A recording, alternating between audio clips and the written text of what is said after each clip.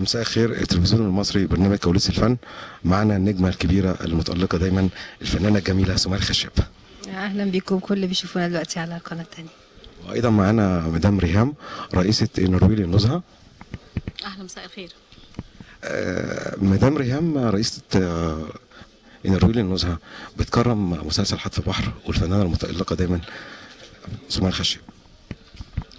احنا طبعا منورانا الفنانه الكبيره سمية الخشاب، وطبعا كلنا استمتعنا بالمسلسل حتف بحر اللي اتعرض في رمضان، وقد كده كان له جماهير كتير، وكان صعب جدا ان تطلعي في دورين متناقضين جدا، فاعجبنا طبعا بالاداء وازاي فصلتي بين الشخصيتين. انا برضو كنت مبسوطه ان انا بعمل حاجه جديده يعني، بس هو طبعا كان صعب ان اعمل توأم، وناس كتير قوي كانت بتقول يعني هتعرفي تعملي توأم؟ طب دي دكتورة وتانية بنت بلد، وكل واحدة لها شكل ولها طابع ولها ملمح مختلف عن التاني. فبجد الحمد لله ان اتوفقت، لانه قعدنا عملنا جلسات عمل كتير قوي انا واستاذ جمال عبد الحميد ومجموعة العمل، كل النجوم اللي كانوا معانا، واتكلمنا كتير وحضرنا كتير. فكان في بس اجهاد شويه، احنا كنا بنصور لغايه اكتر من 20 رمضان، كنا يعني خلصنا تقريبا 22 رمضان حاجه كده يعني، فكان مجهود جامد قوي عشان تفصلي بين الاثنين، كانه بتعملي شخصيتين بالظبط، كانك بتمثلي مسلسلين في وقت واحد بالظبط بالظبط، وكل واحده لها انفعالاتها ولها شكلها ولها طريقه كلام ولها شكل مختلف عن الثاني، شخصيه تانية وملمح تاني. فكان الموضوع صعب قوي بجد، كان صعب، بس الحمد لله يعني عجب الناس. طبعا يمكن الناس زعلت بس في الاخر انه مشتهى ماتت، فالناس ما كانتش عايزه النهايه الحزينه، وانا بشوف انه الناس دلوقتي اليومين دول يعني محتاجين نهايات سعيده شويه، زي زمان كان الافلام نهايتها دايما سعيده، الناس كانت بتخرج من السينما فرحانه. دلوقتي النهايات كلها بقت تعيسه، وبقت يعني فيها تراجيدي، فيها نهايات مأساوية كلها. فيمكن الظروف اللي احنا عايشينها كعالم، كلنا في العالم الناس كلها مشدودة ومش عايزين حاجة تشدهم أكتر، أو عايزين حاجة تخرجهم من مشاكلهم اليومية، دايما بيدوروا على الفرح، بيدوروا على حاجة تضحكهم، بيدوروا على حاجة تخرجهم من معاناتهم اليومية. فدي بس المشكله اللي كانت في المسلسل، ان كل ما حد يقابلني يقولوا لي لا هي ماتت ليه، لا احنا زعلانين قوي، طب انتوا مش هتغيروا النهايه؟ اقول لهم هم حبوها، هم حبوها وارتبطوا بيها، ولما ماتت هم زعلوا قوي عليها. فيقولوا لي طب هو في جزء تاني؟ طب اصل المخرج سابها مفتوحه كده، طب ما تعملوا جزء تاني، بس يمكن تكون ما ماتتش، يمكن تكون اتصابت بس، فانا اقعد اضحك يعني انه قد كده حبوها يعني، كده فيها غموض، يمكن يكون في جزء تاني ان شاء الله. بالظبط. فالحمد لله يعني، الحمد لله انه دلوقتي بيتعاد تاني على اكتر من قناه فضائيه، وانا سعيده جدا بشوفه بيتعاد بقى، بشوفه برواق دلوقتي، لانه وقتها ما كنتش بشوفه، كنت بصور وكده، فما كنتش قادره اتفرج على نفسي يعني. وانا سعيده جدا ان انا معاكم النهارده، بشكركم طبعا على التكريم اقل حاجه وليكي جمهور فظيع في اسكندريه، اعرف حضرتك برضو اسكندرانيه اساسا.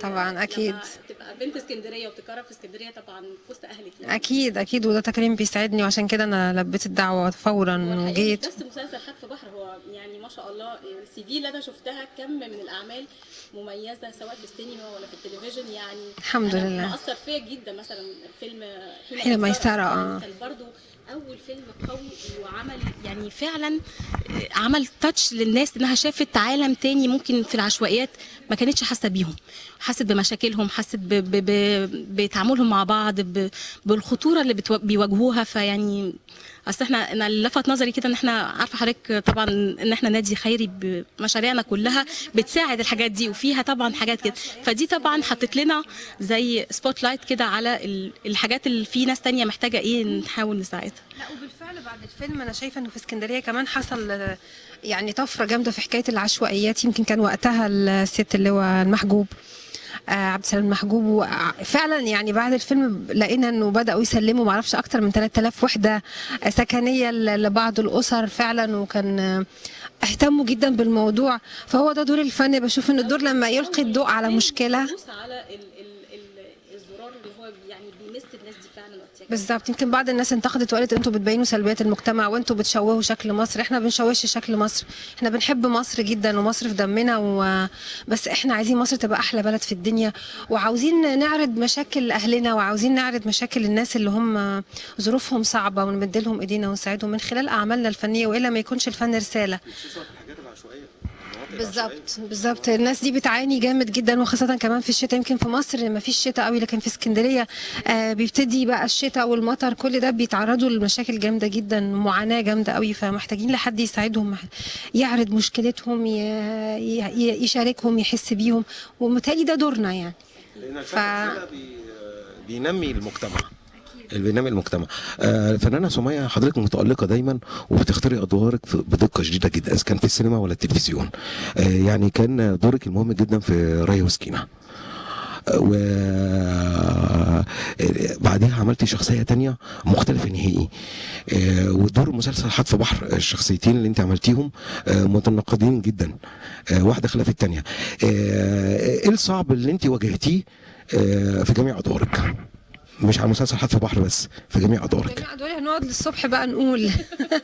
بس هو دايما الناس اتعودت عليا اني بعمل ادوار رومانسيه وشخصيه يعني حالمه كده بالظبط وناعمه، ففجاه بيلاقوني قتلت قتله، فبيحصل خبطه شوك يعني. خيانة مشروعة. هو خيانة مشروعة جه على طول بعد ريا وسكينة، فكانوا حاجتين شر ورا بعض، فكانت فرصة كويسة ان انا انمي الشر جوايا شوية. بس هو حلو جدا، مهم ان الواحد يغير جلده، زي ما بيقولوا الفنان دايما لازم يبقى متنوع وبيغير جلده. انتوا جنبكم المطار هنا في الطيارات. فحلو انك دايما تغير من لونك وتقدم ادوار جديده وتقدم الوان مختلفه عشان تبين امكانياتك كفنان كممثل، لانه هنا بتبان القدرات لو كنت محدود، او انك تقدر تعمل اي لون وتقنع الناس بيه. فكانوا بيقولوا انه ملامحي هاديه قوي وناعمه، فلما لقوا عيني كلها شر قالوا لي طب استي عملتي يعني جت منين انا كمان بحس ان حتى اللوك كلها الشخصيه يعني رغم ان توأم بس قادره اميز الشخصيه دي عن الشخصيه دي، وحتى في الادوار الشر فعلا اللبس والميك اب يعني كله بحس تقمص الشخصيه فعلا. هو لازم يعني هي لازم تبقى كده، لاني بدرسها، بقعد اذاكرها قبل ما ابتدي ادخل اصور، بقعد اذاكر الشخصيه وبقعد احط لها كل واحده شكلها ايه وملامحها وطريقه لبسها وطريقه بصتها وكلامها بتفكر ازاي الشخصيه. ما هو لازم تعرفي هي بتفكر ازاي عشان تعرفي تعمليها عشان تطلع طبيعيه، فلازم تبقي عارفه دماغها بتفكر ازاي. هي يعني اما هتيجي تتكلمي بلسانها او هتيجي تتصرفي بدماغها، لازم تعرفي ايه اللي جوه دماغها هي. فهي دي الصعوبه بقى اللي في كل دور، انه حاجات كتير قوي صعبه. مسلسل ريا وسكينة اتفرجتي على الفيلم اصلا وشفتي حاجات؟ شفتي الفيلم كتير. قريت الكتاب. طب انه اسهل، الدور الرومانسي الجميل ولا الدور اللي هو الشراني؟ لا، دور الشر اصعب طبعا، لانه هو طبعا بص مش هقول لك ان انا ملاك وان انا بعمل شخصيه، مع كل حد فينا جواه جزء خير وجزء شر، كل حد فينا فيه نص ابيض ونص اسود. مش الدرجات دي يعني. بس هي حته بتتفاوت النسبه بقى، انه في حد بتبقى عنده نسبه الخير اكتر من الشر. انا مش عارفه انا عندي انهي نسبه اكتر طبعا. اكيد الخير. ان شاء الله اكيد الخير. بس هو الشر لا طبعا صعب انك تعمل شر وانك تبقى حاسه ويبان في عينيك والناس تصدقه قوي، صعب يعني منتهى الصعوبه. كنا عاوزين نعرف تألقك ونجاح شريط اللي انت نزلتيه في السوق بتاع الاغاني، و يعني انه اسهل الطرب كمطربه او كمؤديه او كممثله؟ لا، كل مهنة لها صعوباتها يعني. الغنى مش حاجة سهلة برضو، لأنه محتاج تدريبات كتير، محتاج اختيارات صح، انك تختار كلمات تعجب الناس وألحان تبقى لايقة على صوتك وفي نفس الوقت تعجب الناس. وأنا اخترت في التوقيت ده بالذات ان انا اعمل الخطوة دي، لأنه حسيت انه مش هينفع تتعمل بعد كده خلاص. يعني انا قعدت اجل كتير وكان لازم تتعمل دلوقتي خلاص، لانه حلم بقى بيتاجل مع كمان ناس كتير بقوا يقولوا لي في الشارع طول سمية فين الشريط فاقول لهم انهي شريط؟ يقولوا لي انهي شريط ايه؟ مش انت بينزل اخبار انه هتعملي البوم كده، فين الالبوم يعني؟ فبدأوا يقولوا لي فين الالبوم، فين، لغايه ما ادوني دفعه ان انا ابتدي بقى اعمل البوم يعني. ريت لو نسمع حاجه كده من الشريط بسيطه. بجيب لك الشريط كله تسمعه براحتك. السؤال اللي هو يعني ايه الدور اللي سمية الخشاب بتحلم تعمله؟ يعني انا بيتهيألي طبعا تطرقتي لمواضيع كتيره وادوار مختلفه، سواء شر او خير، وواحده بتحب او واحده كلاسي مثلا زي دكتوره وليها قضيه في المسلسل اللي احنا شفناه انها بتحارب الفساد في بنك الدم والحاجات دي. ايه الشخصيه مثلا، سواء تاريخيه سواء يعني ايه الحاجه اللي امنيتك تعمليها، او قدام شويه هي دي يعني نفسك تكملي بيها كل الجوانب الفنيه اللي عملتيها؟ ما فيش حاجه ممكن تعمليها فتقولي انك كملتي كل حاجه، لان المواضيع ما بتخلصش. بس في كتير شخصيات نسائيه، يعني لو قعدنا نعدها كتير شخصيات نسائيه تاريخيه. هدى شعراوي مثلا، يعني من الناس برضو الشخصيات اللي ممكن تبقى ثريه يعني بتعجب الناس. في كتير شخصيات حلوه، لكن عارفه لما بتبقى شخصيه مش معروفه كشكل بتبقى اسهل من انها تبقى مشهوره. يعني اما يجوا يقولوا اعملي شخصيه فنانه مثلا سابقه، او فنانه اعتذرت، او فنانه توفت وكانت نجمه كبيره، بتبقى ليها صوره في اذهان الناس، ما ينفعش تبوظي لهم الصوره دي. فبنسبه كبيره جدا ما بتبقاش ناجحه نجاح جامد قوي انك تمثلي دور حد الناس في اذهانهم لها تمثال، لها في خيالهم لها مكانه، هي حاجه ما ينفعش تتقلد. فصعب قوي انك تقلدي حد من النجوم الكبار. يعني بحس انها مجازفه بصراحه، بحس انها مجازفه. لكن لما نتكلم عن شخصيات تاريخيه، شخصيات ادبيه كده، هتبقى اسهل كتير. يعني في دلوقتي جميع الشخصيات التاريخيه اللي هي ما بتتمثل وبتتعمل مش بتلقي نجاح كبير جدا. هو ده اللي انا بقوله، ان الموضوع صعب مش سهل. يعني انه عشان تقلد، الحكايه مش ان انا اطلع يبقى شكلي بس شبه فلانه، مش هو ده الموضوع. لا، لازم الروح والاداء اللازمه بتاعت الكلام، حتى غير لازمه الكلام. يعني انك تجسدي روح شخصيه معينه بافكارها، بدماغها كانت بتفكر ازاي، كانت بتتصرف ازاي، انسانيتها، مواقفها، وهي في شغلها كانت بتعمل ايه، تاريخها. لا، موضوع مش سهل. هو هيبقى دايما في طبيعي هيبقى في مقارنه، ومهما بذلتي من مجهود ضروري هتنتقدي، ضروري يعني. طبعا يعني هتبقى لازم، يعني هو كل عمل ناجح عموما بيبقى له برضو ناس مؤيدينه وناس بيبقى ضده. بس انا بقول يمكن لما بيحصل حتى كلام حوالين اي عمل، ده معناه ان هو اثر في الناس والناس شافته. يعني غير لما يعدي مرور الكرام كده، يعني بيتهيألي غير لما يعدي مرور الكرام ما حصلش عليه مناقشه. يعني قصدي كل قضيه كبيره او كل حاجه بتعلم في الناس بيحصل عليها مناقشات، سواء بالايجاب او بالرفض. بس ده بيبقى بيبين ان هو لفت نظر الناس، غير لما الناس ما اهتمتش مثلا تشوفه. ولا بتشوفي ايه مثلا لو حد علق على الاعمال بتاعتك؟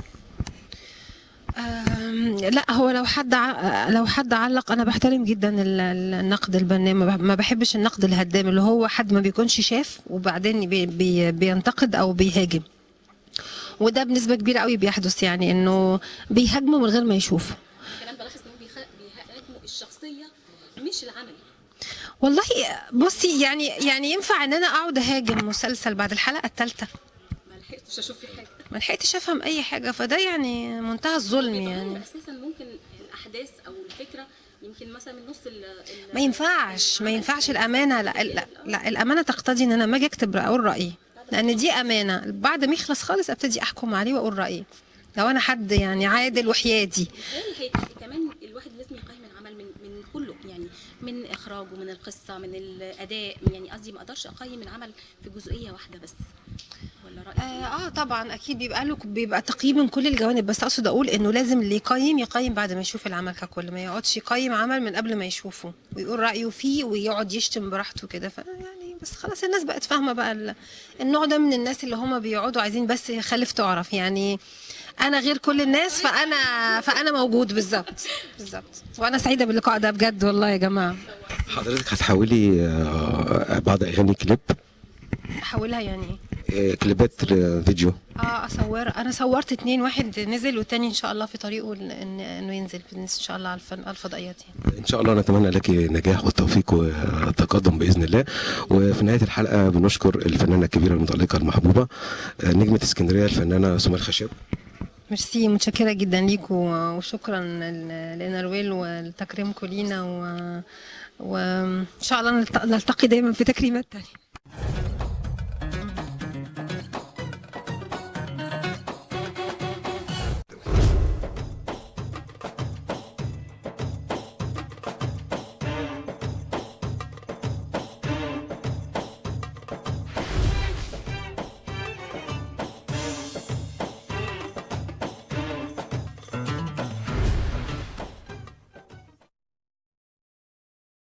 مساء الخير. التلفزيون المصري برنامج كواليس الفن، معنا النجمه الكبيره المتالقه دايما الفنانه الجميله سمية الخشاب.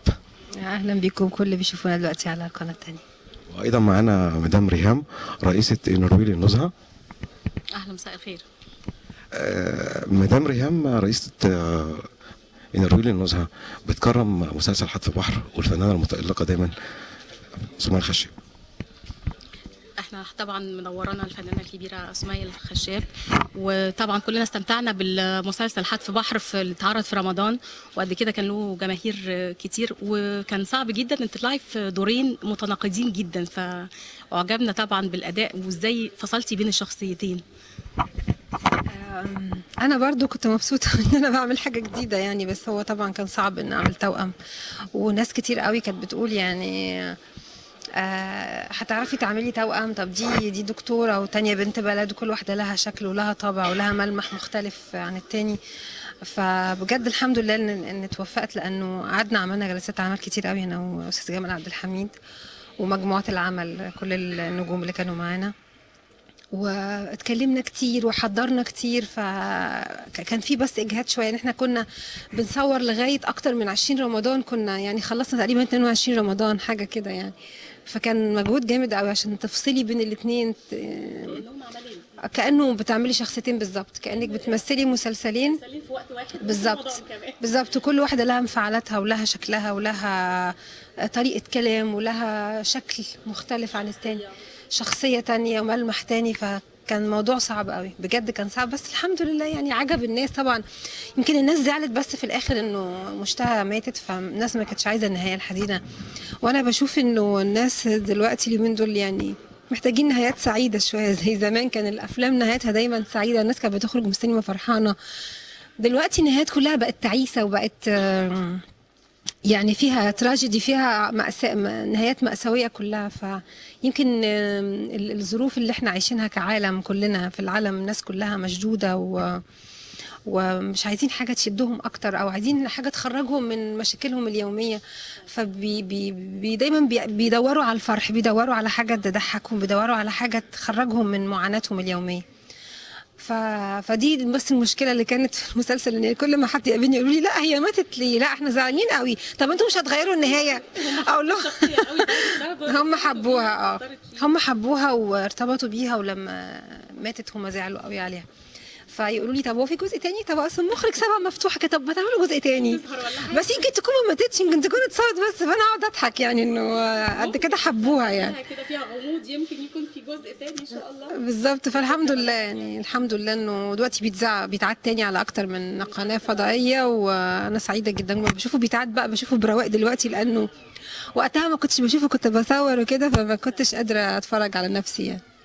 وانا سعيده جدا ان انا معاكم النهارده، بشكركم طبعا على التكريم اقل حاجه وليكي جمهور فظيع في اسكندريه، اعرف حضرتك برضو اسكندرانيه اساسا.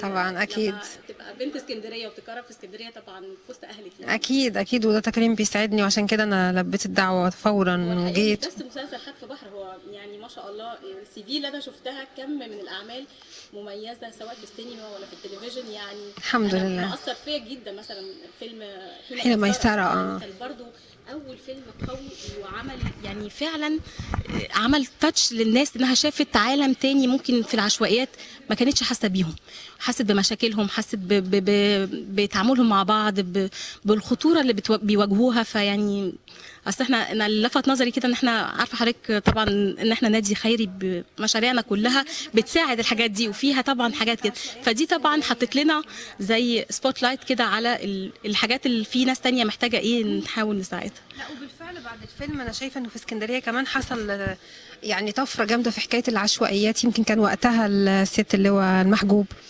عبد السلام محجوب.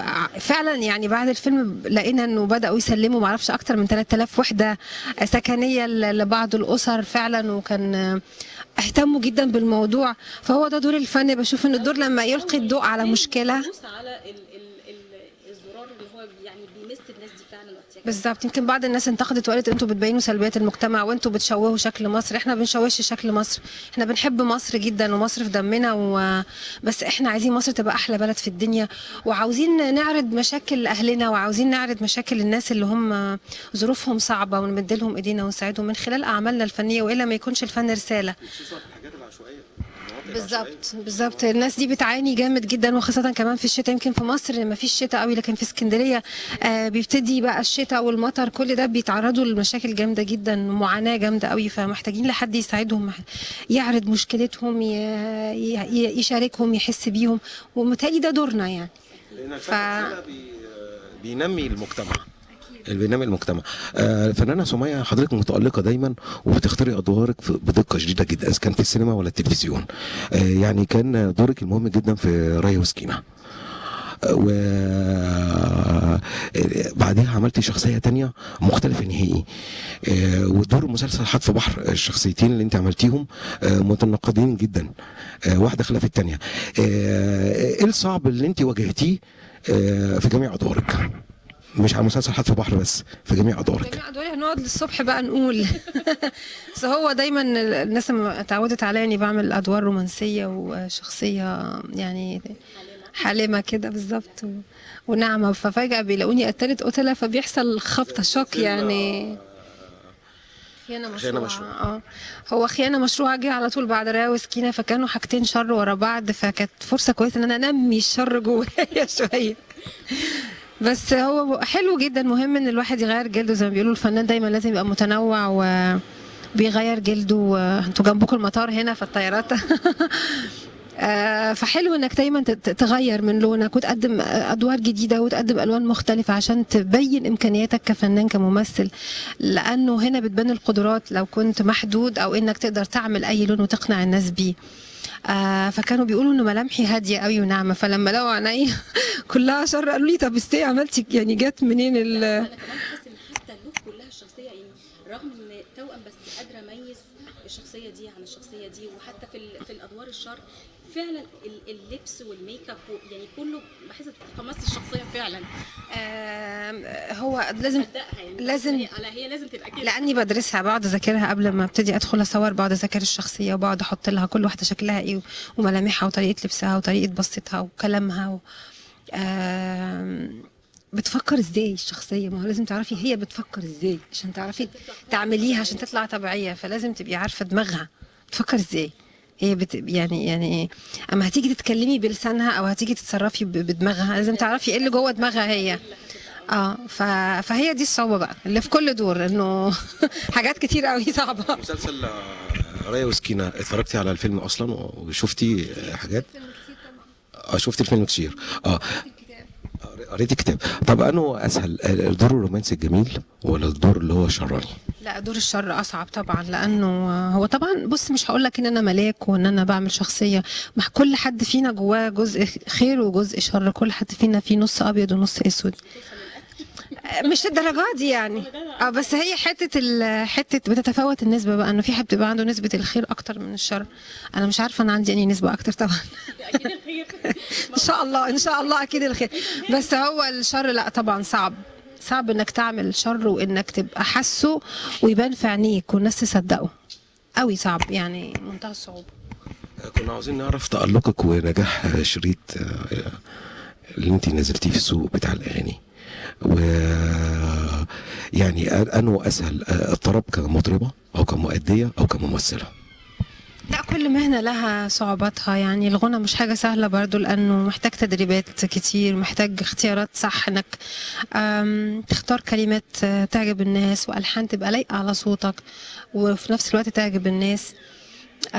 وأنا اخترت في التوقيت ده بالذات ان انا اعمل الخطوة دي، لأنه حسيت انه مش هينفع تتعمل بعد كده خلاص. يعني انا قعدت اجل كتير وكان لازم تتعمل دلوقتي خلاص، لانه حلم بقى بيتاجل مع كمان ناس كتير بقوا يقولوا لي في الشارع طول سمية فين الشريط، فاقول لهم اقول لهم انهي شريط، يقولوا لي انهي شريط ايه، مش انت بينزل اخبار انه هتعملي البوم كده، فين الالبوم يعني؟ فبفضلوا يقولوا لي فين الالبوم، فين، لغايه ما ادوني دفعه ان انا ابتدي بقى فن اعمل البوم يعني.